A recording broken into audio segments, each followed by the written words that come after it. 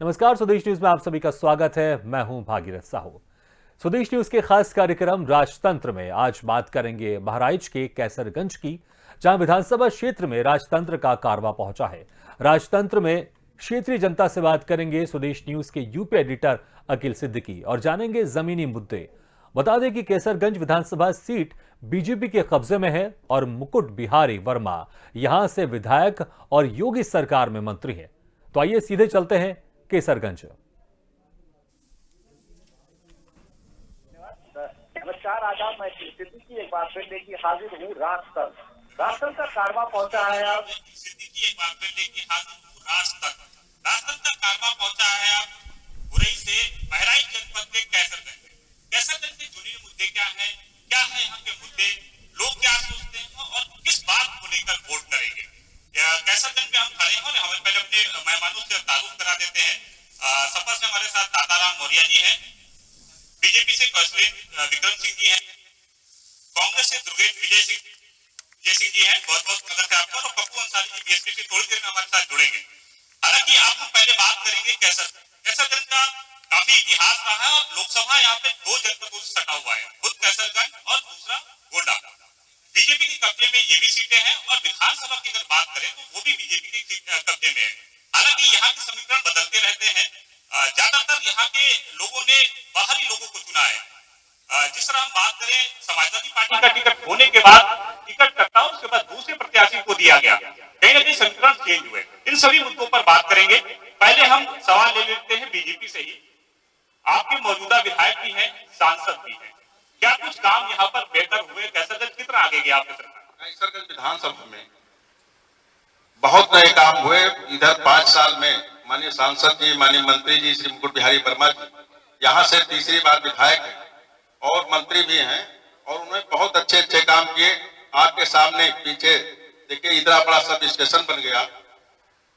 गुड़हिया number 1 जिसको अभी तक लोगों ने देखा नहीं था, वहां बहुत अच्छा हॉस्पिटल बन गया। आप बांध के उस पार या इस पार कहीं भी चले जाओ, सारे गांव पेंटेड रोड से जुड़ गए। कोई भी घर बिजली के विहीन नहीं है। हमको लगता है सब जगह बिजली पहुंच गई। बहुत सी सुविधाएं यहां उपलब्ध करवाई गई। अभी जब कभी क्षेत्र में आग लगती थी तो बहराइच से दमकल मंगाना पड़ता था, यहाँ सब स्टेशन हो गया। नई तहसील आप देख रहे हैं, यहाँ बहुत अच्छे विकास हुए हैं। हमको लगता है कि बड़े से बड़े काम भारतीय जनता पार्टी के कार्यकाल में। बड़े दावे हैं बीजेपी के, समाजवादी पार्टी, क्या कहना है इनकी बात? हमारा ये क्षेत्र कैसरगंज विधानसभा और तहसील, विकासखंड, थाना सब कुछ होते हुए भी आप हाईवे के अंदर किसी भी गलियों में पहुंच करके आप देख सकते हैं कि यहाँ जल भराव कितना। जहां तक भाई साहब ने बताया कि रोडें नहीं इन्होंने कोई नहीं बनाई। जितनी भी रोडें हैं वो गड्ढा मुक्त बनाने का इन्होंने एक वादा किया था। और किसी भी रोड पर आप जिस गुड़ैया की बात कर रहे हैं, किसी भी रोड पर आप चले जाइए, वो आपको 5-7 किलोमीटर में ही आपके कमर में दर्द शुरू हो जाएगी। और अपना क्षेत्र, मैं खुद देवलखा का हूं, देवलखा से बदरौली मार्ग है, उस पर चले जाइए, वो माननीय आपके कैबिनेट मंत्री जी का विशेष क्षेत्र होते हुए भी उस पे तो पूरे गड्ढे बने हुए हैं इस तरह से कि उस पे जरा सा भी बरसात हो जाती है तो उसमें जल भराव और कीचड़ कितना है ये क्षेत्र वासियों से जाना जा सकता है। कांग्रेस से भी राय ले लेते हैं। प्रियंका गांधी के आने के बाद आप उनके चेहरे में चुनाव कांग्रेस लड़ रही है। उत्तर प्रदेश में 40% महिलाओं को भी उन्होंने टिकट बंटवारे में दिया। इन दोनों की बात से कितना सहमत हो कांग्रेस लाभ तरीके से? देखिए, जहां तक आपने बात की है प्रियंका गांधी जी के नारे, तो उसका जीता जागता उदाहरण है कि कैसरगंज में उन्होंने एक तेज तर्रार महिला प्रत्याशी दिया। दूसरी बात, हमारे साथी ने अभी भारतीय जनता पार्टी के साथी ने बात शुरू की। शायद हम सब जानते हैं और यहाँ बैठी हुई जो हमारी जनता है ये सब जानते हैं कि ये कैसरगंज क्षेत्र के विधायक मौजूदा सरकार में मंत्री हैं और सहकारिता मंत्री हैं, जिनका सरोकार किसानों से होता है। आज मैं कांग्रेस पार्टी की तरफ से, आपने बात कही कि सड़कें बनाई, सबसे बड़ी बात यह है कि जिन मुद्दों को लेकर के वो सरकार में आए थे और खास करके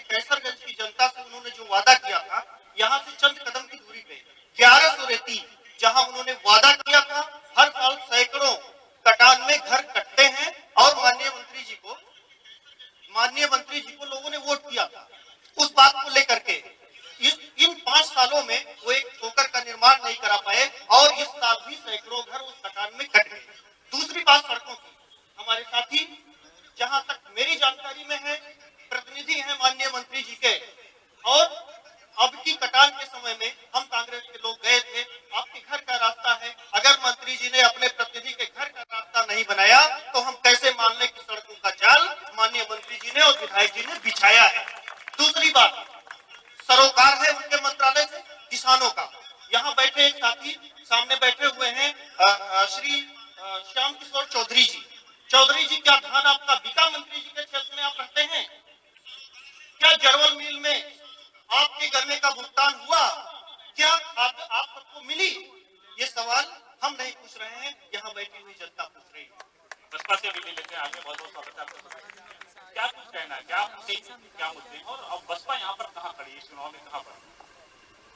बसपा इस समय कैसरगंज में 288 विधानसभा में मजबूती के साथ चुनाव लड़ रही है और मजबूती से हम लोग जनता के बीच में डटे हुए हैं और हम लोगों को बहुत अपार समर्थन मिल रहा है।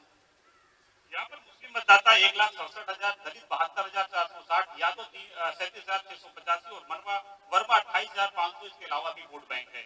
क्या कुछ मुस्लिम समीकरण यहाँ बदलेगा, और क्या वाकई जो वोट बैंक है यहाँ पर वो किस तरफ हमेशा खड़ा रहता है?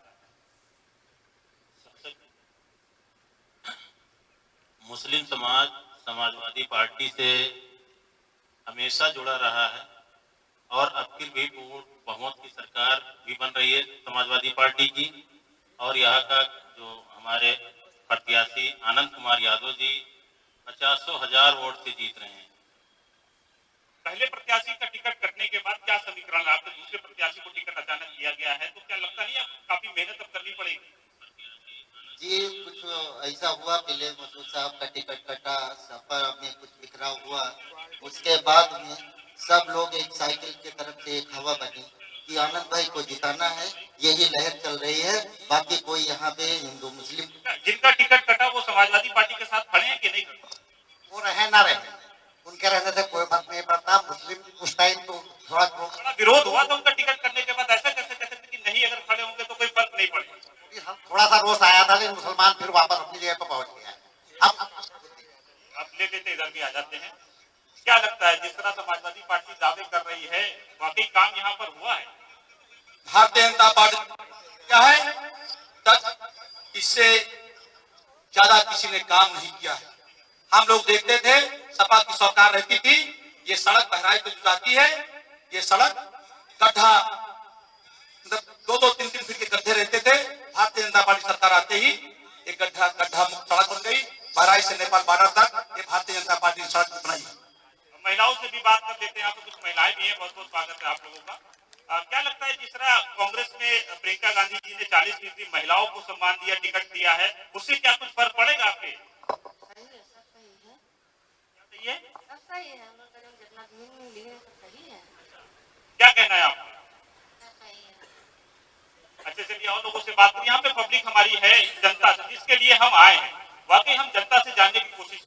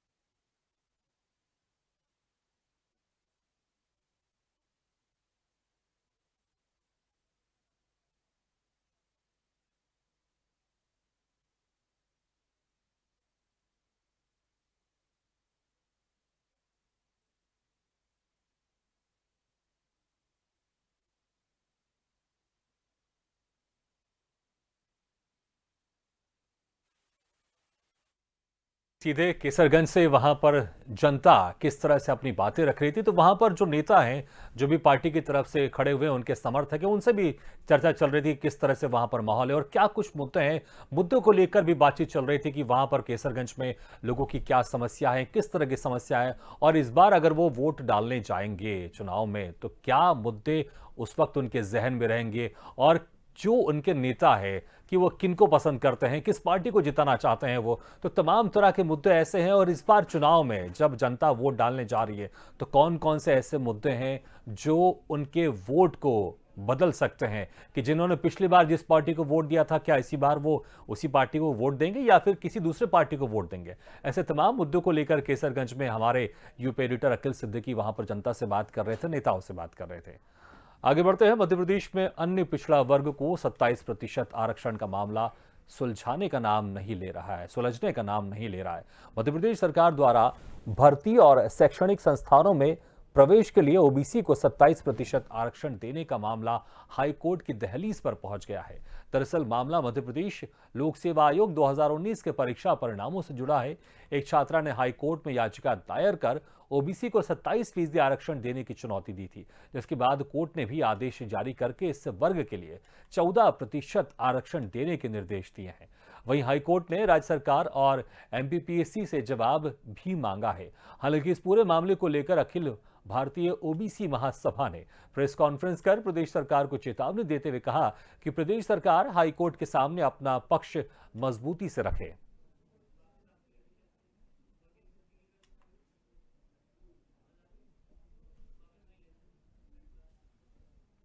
अब वापस फिर से आपको लेकर चलते उत्तर प्रदेश के केसरगंज, जहां पर यूपी एडिटर अखिल सिद्दीकी वहां पर चुनावी चर्चा कर रहे हैं। क्या करते भाई साहब? हम लेबर करते, डेली मजदूरी करते हैं। तो कोरोना के टाइम पर भी सरकार आप लोग के साथ खड़ी रही, खाते में पैसा भेजना जो दावा कर रही थी सरकार, क्या वो सब मिला आपको? नहीं मिला। क्यों नहीं मिला?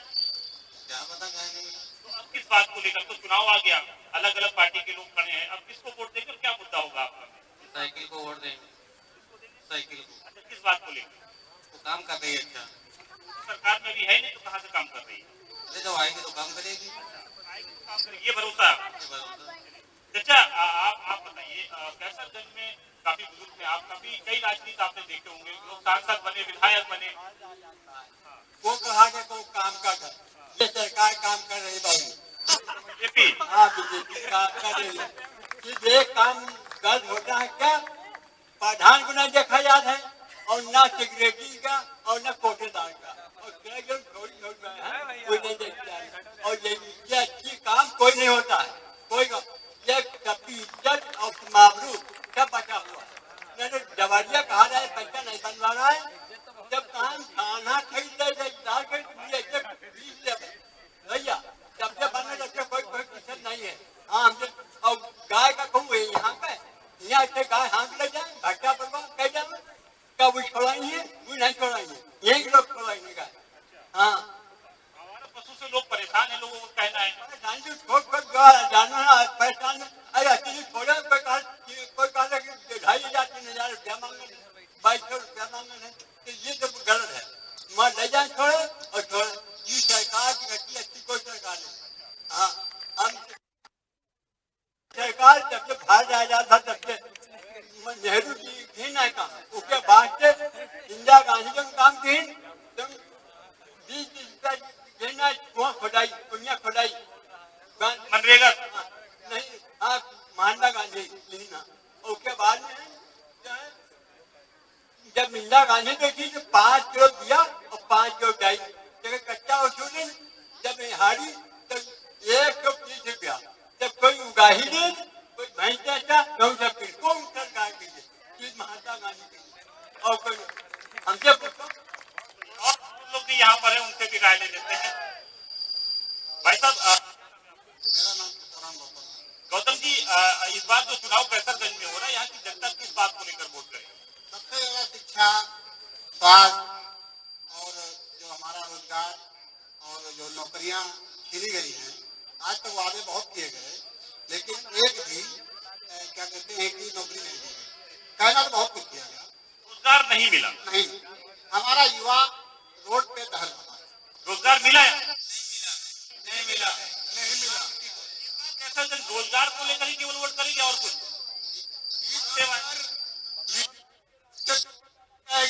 और समाजवादी और ड्यूटी लगा रखा है तो 516 तो महीने की ड्यूटी लगा रखा है। 2007 से 12 से 2007 से लेकर 12 तक बहन जी का शासन इतना कड़ा था, अगर एक बच्चा भी थाने में चला जाए उसकी सुनवाई होती थी। और उत्तर प्रदेश में भी थाने में चला जाए उसकी सुनवाई होती थी। और उत्तर प्रदेश में सबसे पहले उर्दू की यूनिवर्सिटी देने का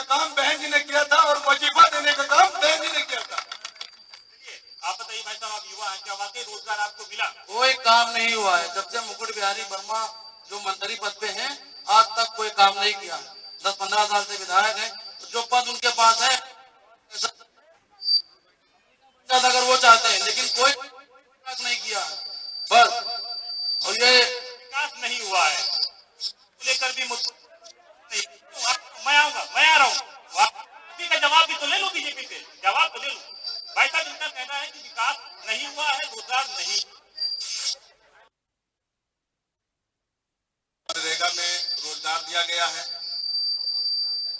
तमाम फैक्ट्रियां लगाई गई, लेकिन कैसन की बात जो है ये सही है, लेकिन यहाँ भी तो चीनी मिल स्थापित हुई, यहाँ भी शांति से गलत। हाँ चलिए अभी जो है कह रहे थे अपने कांग्रेस के मित्र कि ये प्रतिनिधि है मंत्री जी के और इनके घर की सड़क ठीक नहीं। इनको मैं बताना चाहता हूँ कि मेरे यहाँ पहले 3 मीटर की सड़क बनी थी, अब वो पुनः 5 मीटर चौड़ीकरण में आकर के 5 मीटर वाली हुई है, अब वो बन रही है। आजादी के बाद से जब मुकुट बिहारी वर्मा 2000 में 2002 में विधायक हुए, बांध के उस पार पहली सड़क वो बनी होगी, हमको लगता है। जहाँ तक खाद बीज की बात कर रहे हैं, सपा बसपा के शासनकाल में यही किसान जाते थे सोसाइटी पर, यही पुलिस के लोग लाठियां भाजते थे। आज सपा बसपा के सरकार चले जाने के बाद जब भारतीय जनता पार्टी की सरकार आई, एक भी पुलिस के नौजवान ने लाठीचार्ज नहीं किया होगा। कैसे विधानसभा के अंदर में दावा करता हूँ, ऐसा सही है। अगर किसान और नौजवान अगर कोई आंदोलन करे तो उसको पुलिस के द्वारा नकार दिया जाता है, उसके पुलिस के डंडों से पीट दिया जाता है। इससे बड़ा और क्या किसानों के लिए हो सकता है। और लोगों से भी बात कर लेते हैं। हाँ भाई साहब बताइए। एक बुजुर्ग व्यक्ति हमारे साथ है। कैसरगंज का मुद्दा क्या है और आप काफी दिनों से, तो काफी सालों से वो ले ही रहे होंगे, क्या वाकई जुनूनी मुद्दे क्या है यहाँ पर? हाँ। नहीं, रोड मिली, स्वास्थ्य सेवा मिला, नौकरी मिली, जिस तरह सरकार दावा कर रही है। ये बिहुआ से आप नवैया जाकर देख लो, इतना पानी भरा। पैदल निकलना मुश्किल है, आप जाकर देख लो। ये नवैया से जो अच्छा स्वास्थ्य सेवाओं की बात करें, यहाँ स्वास्थ्य सेवा अगर एक्सीडेंट होता है या कोई स्वास्थ्य सेवाओं की बात करें, यहाँ स्वास्थ्य सेवा बेहतर है। अगर कोई एक्सीडेंट होता है या कोई इमरजेंसी पड़ती है, बड़े ऑपरेशन करने होते हैं, तो क्या कैसरगंज में हो जाता है? या स्वास्थ्य सेवाएं बुलंद सही है यहाँ पर, जो बहराइच पहुंचा सके, लखनऊ जा सके लोग? लखनऊ ले जाना पड़ता है। तो एम्बुलेंस की सुविधाएं तो होगी ना बेहतर, यहाँ सरकार ने कर नहीं है। बहुत ही बदहाल है।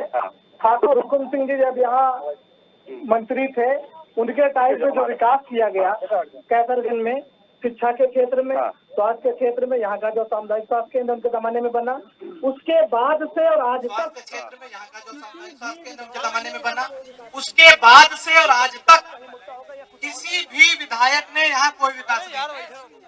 विकास का ही मुद्दा होगा या कुछ और मुद्दा होगा?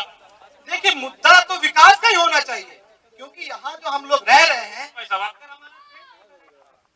विकास तो बिल्कुल ही नहीं है भैया। क्या समझो, तो कोविड में आप देखते कि कोविड के अंदर जो जितने लोग मरे उनको कोई इलाज नहीं हुआ, इलाज के अभाव में वो मर गए।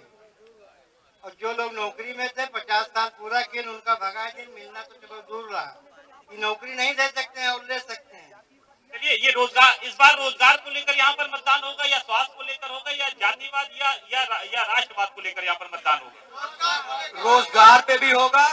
रोजगार पे तो सबसे पहले होगा। अगर बढ़ेगा इंडिया तभी बढ़ेगा इंडिया, ना कि ये मंदिर और मस्जिद के नाम पे ये भाजपाई लड़ा रहे हैं ना। सीता मैया है परेशान। धर्म के ऊपर राजनीति नहीं, बढ़िया, धर्म के नाम पर यहाँ राजनीति नहीं होगी कैसरगंज में। और चलिए आप बताइए, आप एक युवा लग रहे भाई साहब, वाकई बताइए कि क्या रोजगार यहाँ पर मिला लोगों को? चाहे कौन सी सरकार ने मिला, या आगे क्या, या कैसरगंज को क्या चाहिए? कैसरगंज आगे कैसे बढ़े? देखिए, सबसे बड़ी समस्या जो हमारे हिसाब से कैसरगंज के अंदर है वो बेरोजगारी की समस्या है। यहाँ पर रोजगार के अवसर ना के बराबर हैं, जिसकी वजह से यहाँ के अधिकतर जो युवा हैं वो या तो बेचारे दिल्ली, मुंबई वगैरह में अपने प्रदेश की जिंदगी गुजारने पे मजबूर हैं, या सऊदी और दुबई वगैरह में वो प्रदेश की जिंदगी गुजारने पे मजबूर हैं। हमारे सऊदी के अंदर कई भाई ऐसे हैं जो वहाँ पे एक्सीडेंट वगैरह में मर जाते हैं, उनकी लाशें बहुत दिनों के बाद आती हैं, ये हाल हो जाता है, घर वाले रो रो के परेशान हो जाते हैं। तो सबसे बड़ा मुद्दा जो यहाँ पे है, यहाँ पे रोजगार के अवसर नहीं है। यहाँ पे जो भी जीते तो उसे कुछ ना कुछ ऐसा करते। ये बताइए, यहाँ पे चलिए ठीक है, ये पार्टी को राजनीति को अलग कर देते हैं, प्रशासन तो काम करती है, आप सीधे प्रशासन के पास हो जा सकते हैं, डीएम बैठते हैं, एडीएम है, सिटी मजिस्ट्रेट है, पुलिस विभाग है, थाना है, वो तो आपके लिए निष्पक्ष काम कर ही रहे ना। हाँ, प्रशासन से हमें कोई शिकायत नहीं है, लेकिन भाजपा गवर्नमेंट के अंदर जो है वो प्रशासनिक स्तर पे भी बहुत ज्यादा जो है ये इस तरह की करप्शन वगैरह इस तरह की प्रॉब्लम्स है। प्रशासन अच्छा काम कर रहा है, प्रशासन ठीक काम करे, लेकिन अगर उसके ऊपर जो है सरकार अपना वो प्रेशर बनाएगी तो प्रशासन भी तो उन्हीं के हिसाब से काम करेगा ना, जैसा कैसरगंज में निष्पक्ष काम कर रही है प्रशासन की है कि नहीं की? हमारे हिसाब से भाजपा के दौर में नहीं हो रहा। नहीं हो रहा, बिल्कुल नहीं। ये जो मेरे बड़े भाई बोल रहे थे, मैं इनसे बिल्कुल इत्तेफाक नहीं रखता हूँ, क्योंकि जैसा कानून व्यवस्था मैंने अभी देखी है इस सरकार में, क्योंकि मैं यहीं पे पला बड़ा, यहीं पैदा हुआ, यहीं इसी कैसरगंज में पढ़ाई की, और जितनी सुदृढ़ व्यवस्था कानून व्यवस्था जो है इस समय है, इतना इसके 5 साल पहले बिल्कुल नहीं थी। इसी कैसरगंज में बेटियों के साथ छेड़खानी होती थी, हमारी बहनें पढ़ने आती थी तो हम साथ में उनके आते थे कि कोई सौदे जो लड़के इधर उधर टहलते रहते हैं उनसे बदतमीजियां ना करें। लेकिन आज बहन हमारी अगर निकलती है ले लेते हैं, इधर आ जाते हैं थोड़ा सा बीजेपी के पास। हाँ भाई साहब बताइए, क्या ये लोगों का कहना कि रोजगार नहीं मिला और आप लोग चुनाव का प्रचार भी कर रहे हैं, किस मुद्दों को लेकर? इससे अच्छा रोजगार कभी नहीं मिला है। बिल्कुल मिला है, बिल्कुल मिला है। मैं तो आरोप यहाँ पे तो पब्लिक खड़ी, मैं पब्लिक से ही बात कर रहा हूँ ज्यादातर। क्या लगता है उनके बाद जो आई, क्या लगता है?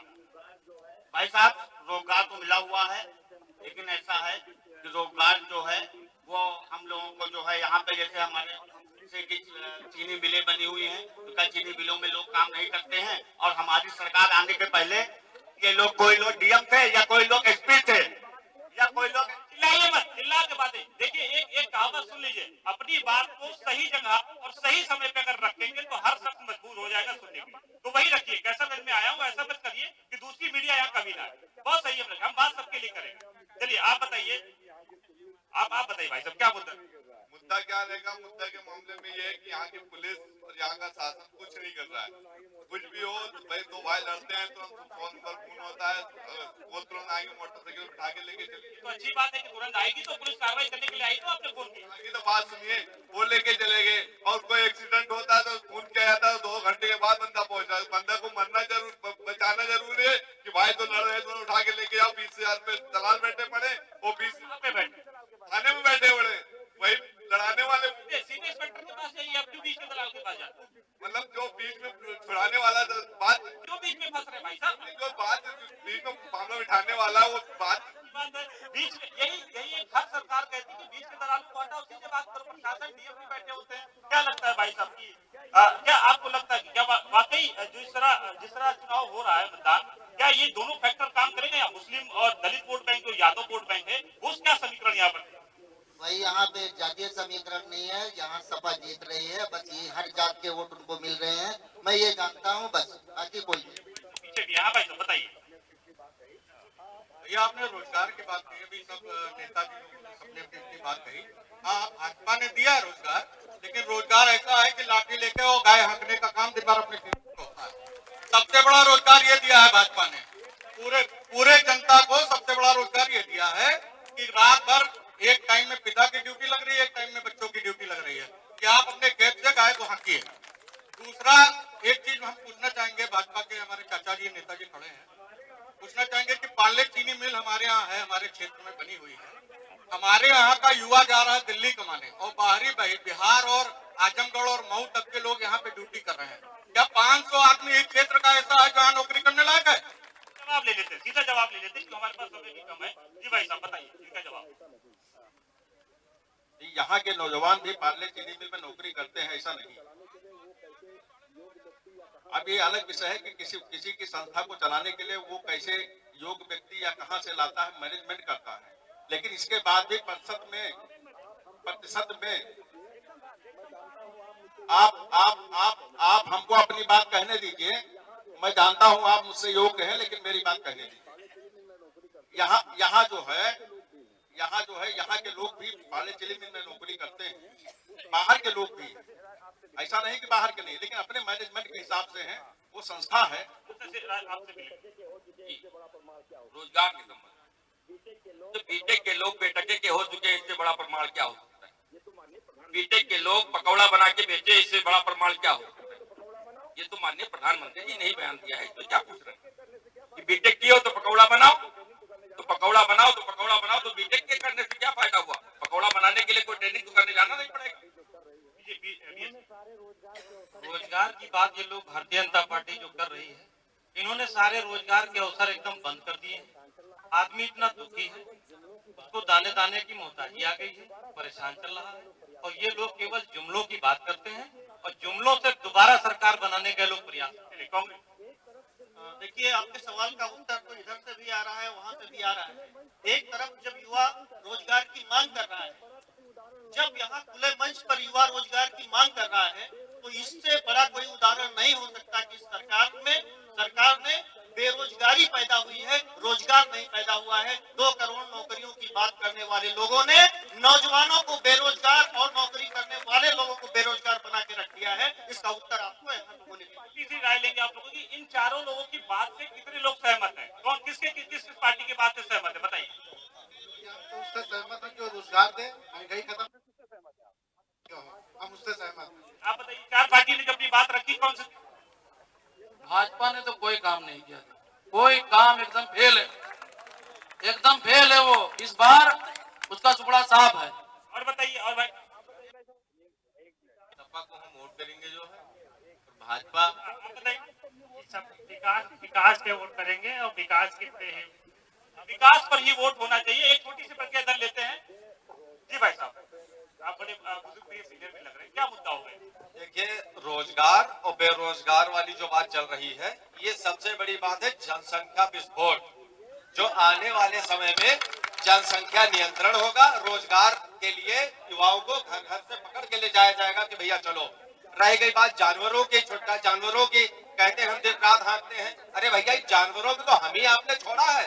ये जानवर अभी तक कटने के लिए कलकत्ता नहीं जाते थे, अब इन जानवरों की भी व्यवस्था। आप बताइए, ये जो अभी कह रहे थे कि जो है रोजगार और ये नौकरी की बात, इससे पहले लग रहा है जो इसमें लोग बैठे हैं, ये सब भूतपूर्व में IAS लोग हैं ना, इनसे पहले इन्हीं की सरकार थी। और लोगों से ले लेते हैं। आखिरी आपका सवाल यहाँ महिलाओं से ले लेते हैं। चलिए, कौन बोलेगा? हाँ बताइए। मोदी ने क्या किया? कुछ नहीं किया। जब हमारा चूल्हा जो जलना था, मिट्टी तेल बंद कर दिए। और भी जितना हर एक चीज, राशन 4 दिन इलेक्शन का आया तब हम लोग को राशन फ्री देने लगे। उससे पहले क्या कर रहे थे? भैया, मैं बता रही हूँ, अभी भाई साहब ने बताया कि पहले महिलाओं के साथ बलात्कार होता था, ये होता था, तो कुछ नहीं होता था। अब वही यूज करते हैं और वही कहते हैं महिलाओं कुछ नहीं है। जाओ अपने घर, उनकी कोई सुनवाई नहीं होती, कोई न्याय नहीं देती, कट रही है, मर रही है। ये न्याय होती है और उनको कोई न्याय नहीं दिलाया जाता है। महिलाओं बहनों के साथ अत्याचार हो रही है, खुलेआम हो रही है। ये समय की सीमा है हमारे पास। बहुत बहुत धन्यवाद करेंगे हम। और यहाँ की जो मुद्दे हैं वो देखिए, विकास को लेकर भी है, स्वास्थ्य को लेकर भी है, सड़कों को लेकर गांव में भी है। हालांकि रोजगार यहाँ पर बड़ा मुद्दा है। अब देखना होगा कि रोजगार को लेकर आने वाली सरकार क्या काम करती है और यहाँ की जनता किस पर भरोसा जताती है। हालांकि समाजवादी पार्टी, बीजेपी और बसपा और कांग्रेस सहित यहाँ MIM भी चुनाव लड़ रही है। अब क्या समीकरण बनेगा, यहाँ की जनता तय करेगी। तब तक हमें इजाजत दीजिए। नए शहर में नए मुद्दों के साथ जल्द मिलेंगे। कैमरा पर्सन सनी के साथ मैं सिद्दीकी।